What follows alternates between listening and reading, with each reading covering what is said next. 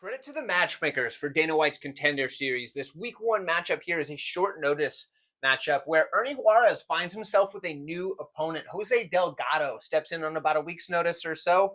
Delgado is a guy that is 4-1 in his last 5 fights, and he's a guy that I actually think has a lot of talent. And actually, when the line opened, he's the favorite, even though he's taking this fight on short notice. So that's very interesting to note. Ernie Juarez is the undefeated fighter at 8-0, 5-0 in the last 5, obviously. For Juarez, he was originally matched up with Brito, and Brito had to pull out due to injury, I assume. It didn't sound like he was rebooked or anything, but it just says he withdrew. And Juarez is now left to find a new opponent. Thankfully, UFC comes through, finds a talented fighter in Delgado. Now, in this one here, we got Juarez. Dude's a good striker. We see the volume and the pressure out of this guy. He comes forward with a 1-2 often. It's just 1-2, 1-2 as he's moving forward. He does work the body as he gets in tight. He's got very good knees as well. So for Juarez, I do like the mix of strikes he'll use, but a lot of times at range, as he's closing that distance, it's the 1s and 2s. But as he gets closer, that's when he starts to open up the tool bag, starts to pull out different options for him. He does counter the leg kick really well with a heavy cross. So when somebody throws the leg kick, instead of trying to check the kick, he just goes in for a big heavy shot, which works well a lot of the time. I mean, you can only eat so many leg kicks, but if you're landing a big heavy cross, a lot of times people aren't going to be throwing leg kicks as much, because a lot of people, when they throw their leg kick, they throw the hand like with the Thai style, getting the hip going through.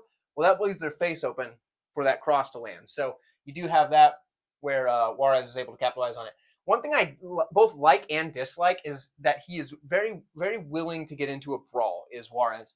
And that's good because the dude definitely has that dog in him. But the problem is it also, it's something that eventually when you run into somebody that can brawl better than you, you're going to be in a bad way. And this matchup here, he's going against another guy that can swing heavy shots. So it'll be interesting to see how that plays out if this fight does turn into a brawl. The pace that Juarez fights at, though, is probably his best weapon, and I think that lends to this ability here. If he can get the pace and outpace his opponents, oftentimes that's how he's beating them. He does have good grappling. The takedowns are pretty good, but it's the entries that make the takedowns so good. He's able to time the entries very well, and that helps him obviously secure the takedown.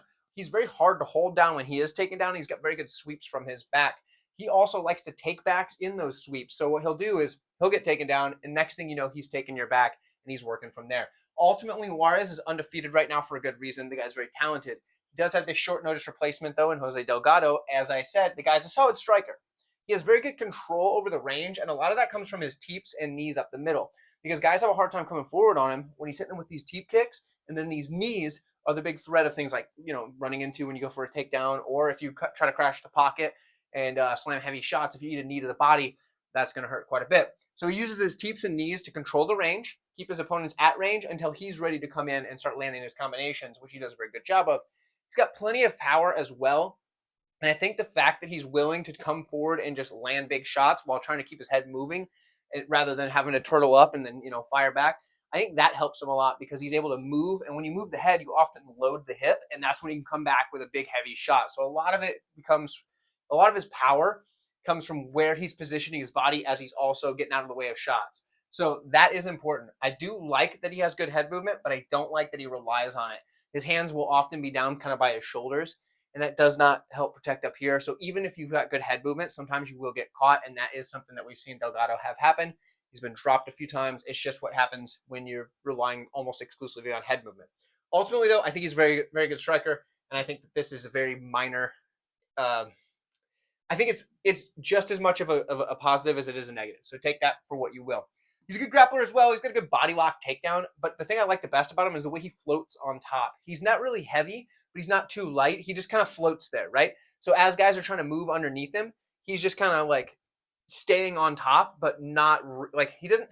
You think of those guys that have the heavy top pressure that are just really smashing. He's not that, but you're just moving underneath him, and he's just staying above, and it's hard to get out from underneath that top pressure because he doesn't really have a ton of pressure. It's just a ton of like moving with you and staying on top. It's very. He'll sit heavy when he's trying to land ground and pound, but like otherwise, he does a really good job of just staying above where his opponent is moving to next. So I think that's important, especially for a guy that likes to do sweeps. That makes it harder to sweep, because when they want to use your weight against you, if you're just floating there, you can go float to the next position out and just, float over their sweep, kind of, if that makes sense. I hope that makes sense to people that aren't super familiar with grappling exchanges, but either way.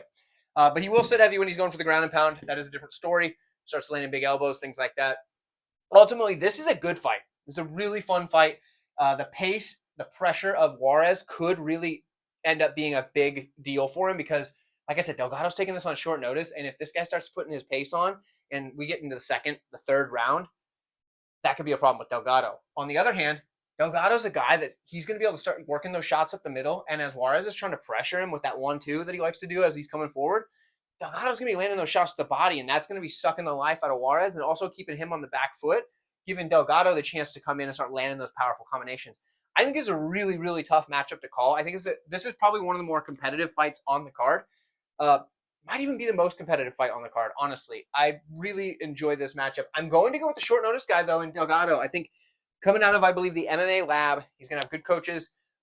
He's going to be ready for this short notice call up. The guys down there are always staying ready at the MMA lab, so that's something that they really focus on, from what I understand. So I could see a guy like Delgado already just kind of being ready for this and knowing he's getting the call. He was probably on the short list of contenders that they had for backups this season because people do follow fights. So I'm going to say his cardio is going to be on point here. I don't think he's going to fall apart. But if he's going to fall apart, it's because that pace and pressure of Juarez. Plus, Juarez has a pretty wild rat tail, so that gives him extra strength in the third round, I think. I don't know. Don't quote me on that, but it's just what I hear, right? I'm still going to take Delgado. Tough fight, close fight. I'd love to hear from you guys in the comments. Like the video while you're down there. It does help the channel quite a bit. If you haven't checked out the other videos on this playlist for the Dana White's Contender Series Week 1, please do that. It should be popping up on screen if it hasn't already, and I will see you guys in those videos.